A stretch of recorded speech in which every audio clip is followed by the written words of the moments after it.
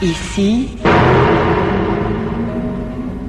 Radio Clédou, c'est tout un monde entre vos oreilles. Radio Clédou, le journal, avec Sotelma Malitaire. Il est 13h en temps universel, une heure de plus au Portugal. Bonjour à tous et merci de nous rejoindre pour cette deuxième édition des Clédou Actualité.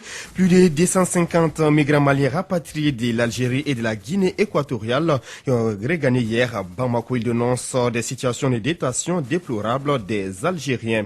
La communauté musulmane a célébré hier la naissance du prophète Mahomet. Ils étaient très nombreux la veille à multiplier les actes d'adoration de Dieu. Nous allons parler de cette célébration du Mahomet dans ce journal. Le Parlement tchadien a adopté hier lundi un nouveau code pénal pour interdire les mariages pour les mineurs et abolir la peine de mort sauf pour les terroristes.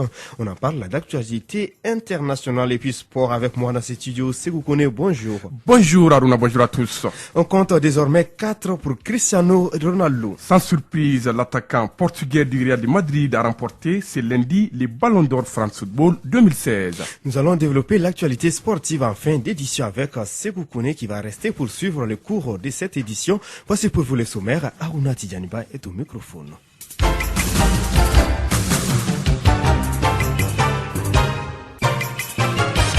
Une fois de plus, bonjour à tous et merci de nous choisir pour vous informer. Je vous le disais tantôt, 275 migrants maliens de retour au Bercail, 266 viennent de l'Algérie et 9 de la Guinée équatoriale. Ils ont tous été accueillis par les autorités avant que certains regagnent leurs familles et villes d'origine.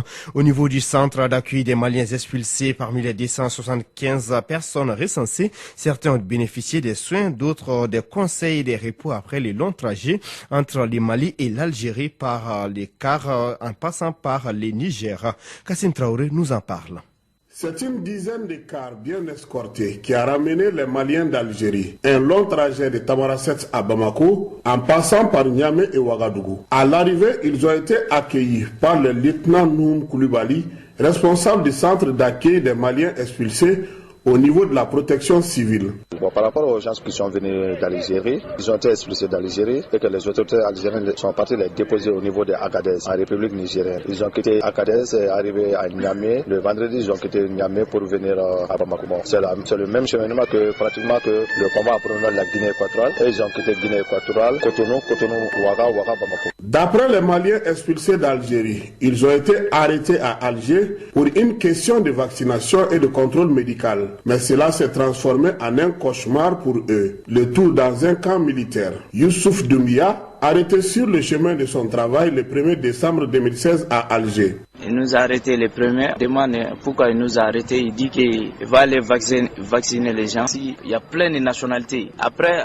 on est parti dans leur camp. Ils ont regroupé beaucoup de gens là-bas. Après, là-bas, il nous a maltraités violemment, frappé les gens, beaucoup violent. Parce qu'on a appelé l'ambassade malienne, même l'ambassade malienne dit que lui, il est à mission. Il peut pas déplacer parce qu'il n'a pas de temps. Parmi les 9 Maliens rapatriés de la Guinée équatoriale, figure Soumaïla Dolo de la région de Mopti. On nous a arrêtés, on nous a mis en prison à Bata.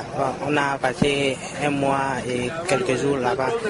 Après, ils nous ont embarqués dans un bateau pour nous amener à la capitale. On a fait 3 semaines là-bas. Parce qu'il y avait des gens qui ont sorti avant nous. Et nous, on est sortis le dimanche passé. On a fait 3 semaines là-bas. On est sortis laisser des gens là-bas qui sont toujours en prison. Il y a plusieurs nationalités. Il y a les Maliens, les Burkinabés, les Ivoiriens, les Guinéens-Conakry. Depuis le début de ce rapatriement des Maliens d'Algérie, les autorités maliennes n'ont fait aucune dénonciation.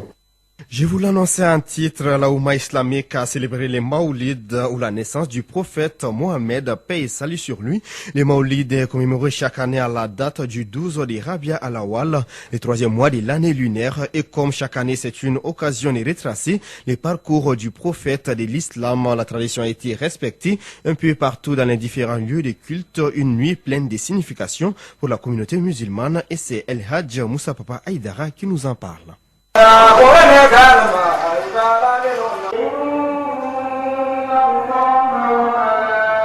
La L'appellation normale, ça c'est Al-Mawlid. Des chants, des prêches, des prières pour accueillir la venue du prophète Mohammed sallallahu alayhi wa sallam.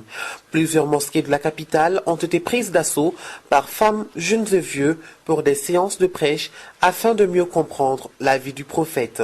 Youssouf Diarra est âgé de 23 ans. Ce que j'ai appris, c'est l'histoire du prophète Mohammed depuis son naissance, ainsi que les actions envers Dieu. En tout cas, j'ai compris beaucoup de choses. Son parcours, tout. Mohammed, une créature divine, un homme pas comme les autres, un messager de Dieu dont le parcours devrait servir de repère pour les fidèles musulmans.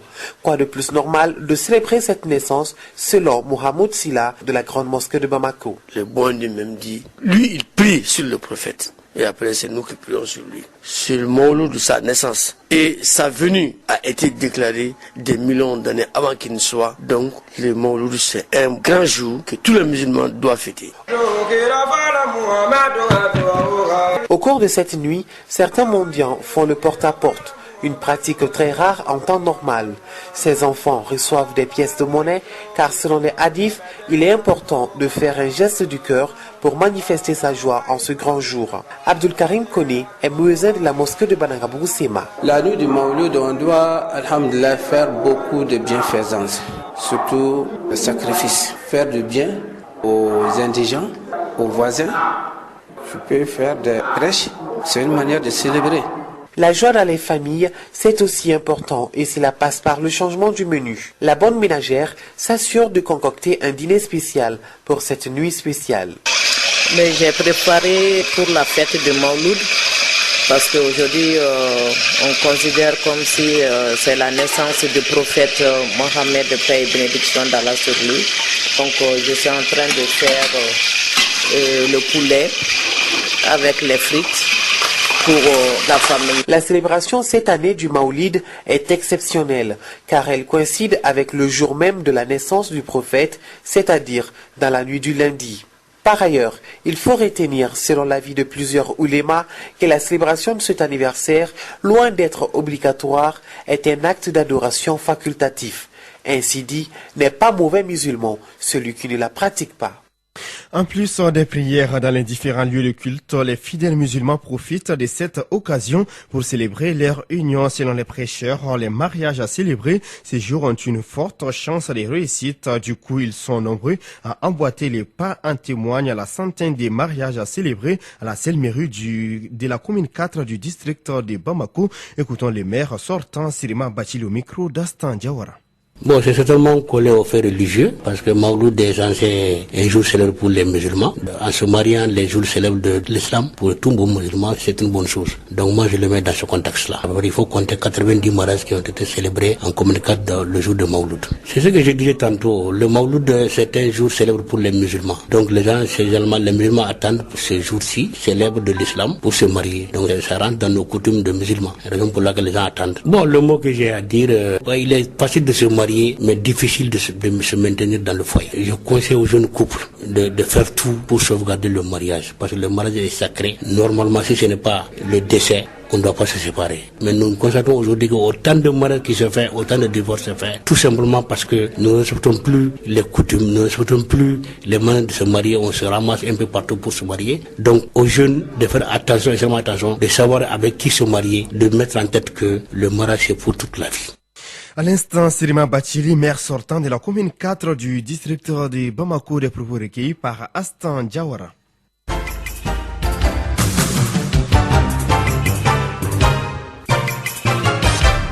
25 millions de dollars ont été mobilisés pour le programme national de désarmement, démobilisation et réinsertion DDR. Cette somme a pu être mobilisée lors d'une rencontre entre le Mali et ses partenaires. Le montant mobilisé représente 50% de la somme globale et le gap sera mobilisé en début d'année 2017. C'est l'engagement pris par le Mali et ses partenaires, car le programme DDR est une phase capitale dans la mise en application de l'accord de paix. Kassim Traoré nous en dit plus. Le programme de désarmement, démobilisation et réinsertion, ou DDR, c'est par là que toute l'application de l'accord d'Alger devrait commencer. Zabi Ould Sidi Mohamed, président de la Commission nationale de désarmement, démobilisation et réinsertion. Ce document prévoit à peu près, pour le coût du programme de la réinsertion des ex-combattants, un budget d'environ 50 millions de dollars. Et cette table ronde qui a permis de mobiliser déjà 50% de ces ressources. C'est un programme qui va s'étaler sur 3 à 4 ans. L'État malien a participé à ces financements, donc jusqu'à concurrence de 10 milliards, et le reste, c'est les partenaires. Les DDR concernent 1000 combattants de groupes armés. Chaque combattant sera cantonné dans un premier temps pendant 45 jours sur les 8 sites de cantonnement identifiés. Les responsables des différents mouvements armés vont nous donner les listes de leurs combattants armés et par région. Les sites qui sont situés dans la région vont accueillir ces combattants. Le combattant fera une interview avec des choix. S'il veut aller dans les corps habillés, des choix s'il veut aller à la fonction publique ou des choix pour aller dans la réinsertion dans sa communauté d'origine. Et une fois que cela est fait, nous aurons une banque de données claire, il aura une carte de démobilisés. Le DDR ne sera pas une exclusivité pour les seuls combattants des groupes armés de la CEMA et plateforme. Il concerne tous les groupes armés des différentes régions du Mali, précise Zabi Ould Sidi Mohamed. Le processus, il est inclusif par nature. Tu n'as pas besoin forcément de passer par plateforme ou CEMA. S'il y a des groupes armés, le désarmement, c'est la responsabilité de l'État malien. Donc sur ça, il n'y a aucune ambiguïté. Ceux-ci ont leurs combattants et les autres, c'est d'autres groupes armés. Ils peuvent être éligibles, tant que c'est des Maliens, ils sont éligibles au programme. Ils vont passer aussi par le même processus. Nous n'allons pas nous enfermer dans les petites querelles plateformes CEMA. Le programme prévoit également des projets pour aider les populations victimes des violences au nord, comme partout au Mali. Nous aurons un volet qui va aux ex-combattants, mais on aura un volet qui va aussi aux communautés victimes de la violence. Une fois que le DDR fonctionne dans une localité, aucun autre groupe ne sera autorisé à faire des mouvements en dehors des patrouilles mixtes. Parce que là, les règles seront claires. Puisque actuellement, vous avez, tout le monde circule avec pavillon des mouvements et tu circules et on dit oui, il est de la CEMA, il est de la plateforme. Là, il n'y en a plus. Une fois que le désarmement est fait dans une zone, en tout cas, il n'y a plus d'excuses pour nos partenaires, les nations, l'aménagement et Berkane de laisser des convois comme ça circuler. Le programme désarmement, démobilisation et réinsertion DDR est déjà en marche. Il se veut une mission de terrain et non de bureau. Les 5 finalistes du projet Integrity Idol Mali sont désormais connus selon les initiateurs du projet. Ces fonctionnaires ont été remarqués par leur intégrité dans l'exercice de leurs fonctions organisées par Comptability et Compte Eleb Mali. L'objectif de ces projets est d'identifier et de célébrer les fonctionnaires intègres dans la fonction publique malienne. Les responsables ont organisé ce matin une conférence de presse dans un hôtel de la place. Écoutons Souleymane Boiré, directeur du projet, au micro d'André Traoré. Parmi les 5 finalistes, nous avons 2 dans la région de Sikasso, Drissa Gouita et Madame Marie-Louise Keita, un à Koulikoro jusque dans les confins de Koulikoro, dans un village qui s'appelle Cholabougou. Ce nominé s'appelle Serou Djourté.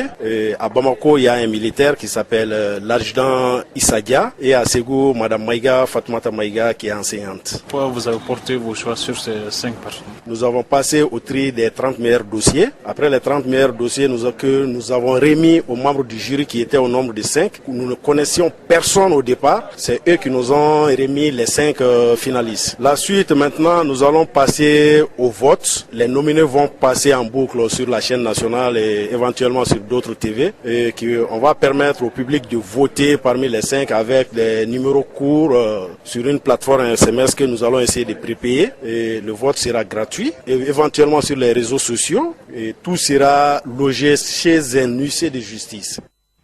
À l'instant, Suleiman Bouaré, directeur résident de l'organisation Comptabilité Compte Alab Mali. La région de Sikasso se dote d'une plateforme pour la libre circulation des personnes et des biens. La plateforme vise à lutter contre la corruption dans tous ses aspects. Elle a été lancée dans le cadre de la journée internationale de lutte contre la corruption célébrée vendredi dernier. La cérémonie de lancement de la plateforme, qui est une initiative soutenue par le gouvernement américain à travers l'USAID Mali, a été présentée dans la capitale du Kénédougou par le ministre de la Justice du Mali. Kassim Traoré nous en dit plus. Les commerçants et commerçantes de la région de Sikasso ont trop souffert face aux multiples tracasseries routières. C'est pour cela qu'ils se réjouissent de la mise en place de leur plateforme dotée d'une équipe de 9 membres dirigée par Mamadou Kone comme président. Peut-être on ne connaît pas bien les textes qui fait qu'on est emmerdé par des fois les autorités. Nous disons aujourd'hui nous devons nous approprier des textes, des lois, la réglementation sur la circulation des biens et des personnes. Le gouvernement américain appuie cette initiative citoyenne de lutte contre la corruption sur les routes maliennes. Daniel Moore, directeur de l'USAID Mali. Aujourd'hui, je vois précisément le type de participation nécessaire pour affronter le problème de la corruption sur les routes. Un esprit de bonne volonté constructive et un engagement à trouver des solutions. Plusieurs études ont été menées sur les routes maliennes avant le lancement de cette plateforme de libre circulation des personnes et des biens. Il ressort que la corruption sexuelle prend le dessus sur les routes au Mali. Guinou Fatim Silibé du groupe d'études. Les femmes commerçantes utilisent leur charme, donc c'est des deux côtés, féminin pour payer moins de frais. Le sexe est utilisé comme monnaie dans les transactions de corruption avec les autorités. Les jeunes femmes commerçantes sont particulièrement sujettes au harcèlement sexuel et à la corruption. La corruption sexuelle est provoquée par les autorités, douane, police, gendarmerie, ou par les femmes commerçantes elles-mêmes. Face aux multiples dénonciations des commerçants et commerçantes et des transporteurs, le ministre de la Justice a dit qu'il y a un cadre juridique de lutte contre la corruption et l'enrichissement illicite au Mali. Mamadou Ismaël Konaté. Assez vite, nous allons donc rappeler à un certain nombre de fonctionnaires de l'État qui sont assujettis à des obligations bien précises, qui consistent aujourd'hui, au moment de leur prise de fonction, de déclarer leur patrimoine et au moment de la fin de la fonction, de déclarer les patrimoines. C'est une démarche qui psychologiquement peut avoir son sens. Le lancement de cette plateforme de Sikasso pour la libre circulation des personnes et des biens s'inscrit dans le cadre de la journée internationale de lutte contre la corruption. En bref, l'entrepreneuriat féminin dans les domaines de l'agrobusiness, clé de l'émergence, c'est le thème d'un forum sur les genres et le développement qui s'est ouvert ce matin à Bamako. Ce forum de 3 jours qui se tient à prélude du sommet du 27e sommet Afrique-France vise à écouter les préoccupations, les besoins et les suggestions des femmes afin de les mettre au cœur du développement. Plusieurs pays de la sous-région prennent part à cette rencontre. Nous aurons plus de détails dans notre édition des 16h. Actualité internationale à présent, l'attentat contre la cathédrale copte orthodoxe du Caire qui a fait 24 morts dimanche a été commis par un kamikaze portant une ceinture explosive, a annoncé Abdel Fattah al-Sisi lors des funérailles nationales faites aux victimes. Le président égyptien a aussi indiqué que 4 suspects avaient été arrêtés dans le cadre de l'enquête. Le Parlement tchadien a adopté hier lundi un nouveau code pénal pour remplacer celui qui avait cours datant de 1967 et devenu obsolète. Principale innovation, l'interdiction du mariage pour les mineurs ou encore l'abolition de la peine de mort sauf pour les terroristes. Les parlementaires tchadiens ont en revanche choisi de maintenir des faibles peines contre les homosexuels. Fin 2004, au moment d'adopter un projet de code pénal, le gouvernement avait introduit une condamnation à des années de prison contre les personnes reconnues coupables d'homosexualité. Les milieux diplomatiques occidentaux s'étaient alors indignés bruyamment et avaient obligé le gouvernement à faire marche arrière. Clé de info, deuxième édition.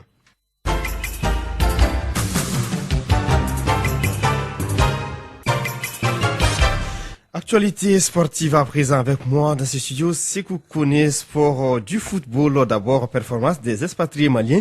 Le week-end dernier, 3 de nos compatriotes ont fait trembler les filets avec leurs clubs respectifs en Europe. Il s'agit bien sûr de Khalifa Koulibaly en Belgique, de Ali Malé en Espagne et de Amidou Traoré en Turquie. Tout d'abord en Belgique, lors de la 18e journée du championnat de Pro League, la Gantoise s'est imposée à domicile 1-0 face à Ostende.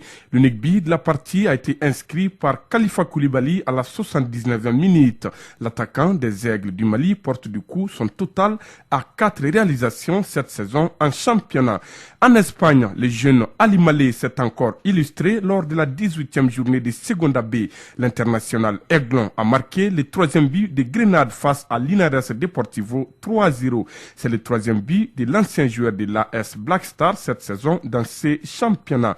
Enfin, en Turquie, pour le compte de la 14e journée de Division 2, Elazığ Sport a réalisé une très bonne opération en s'imposant sur la pelouse de Gaziantep BB 3-0. C'est le milieu de terrain international malien Amidou Traoré qui montre la voie du succès aux siens en ouvrant le score dès la 2e minute de jeu. L'ancien joueur du COB marque ainsi son 2e but personnel cette saison en 2-2 turc. Coupe du monde des clubs de la FIFA 2016 au Japon, pas de demi-finale pour les représentants africains. Il s'agit des Mamelodi Sundowns. Les Sud-Africains ont été éliminés en quart de finale par l'équipe championne du Japon, les Kashima Antlers 2-0. C'était le samedi au Suita City Stadium. Les champions d'Afrique joueront un match de classement face au Jeune Book Hyundai de la Corée du Sud, également éliminé en quart par les Mexicains du club América 2-1. Cette rencontre est prévue pour ce mercredi à 7h30 GMT. Les demi-finales débutent également ce mercredi avec l'entrée en lice du champion de la CONMEBOL. Il s'agit de l'Atlético Nacional de la Colombie qui affronte les Japonais de Kashima Antlers à 10h30. L'autre demi-finale oppose jeudi le club América du Mexique et le Real Madrid d'Espagne, champion d'Europe, coup d'envoi 10h30 GMT. Et puis, nous l'avons annoncé en titre, 4 pour Cristiano Ronaldo sans surprise. L'attaquant portugais du Real Madrid a remporté ce lundi son 4e ballon d'or de football. Ah oui, donc le Portugais Cristiano Ronaldo dos Santos Aveiro revient ainsi à une longueur de son grand rival Lionel Messi qu'il devance ainsi qu'Antoine Griezmann qui termine 3e en club vainqueur de la Ligue des Champions de l'UEFA. Ronaldo a inscrit les tirs au but décisifs en finale face à l'Atlético de Madrid. En sélection, CR7 a également remporté l'Euro 2016 l'été dernier en France. Carré d'or donc à Cristiano Ronaldo dos Santos Aveiro. Merci Sekou Kone pour toutes ces explications sportives qui continuent juste après cette édition, cette fois-ci en langue nationale bamana. C'est tout pour ce journal. Merci à vous de l'avoir suivi. Présentation Aruna Tidjaniba à la technique. Fatou Fall à 14h. Vous allez retrouver Dadon Numoko pour les flashs d'information. Radio Clédou, le journal avec Sotelma Malitaire.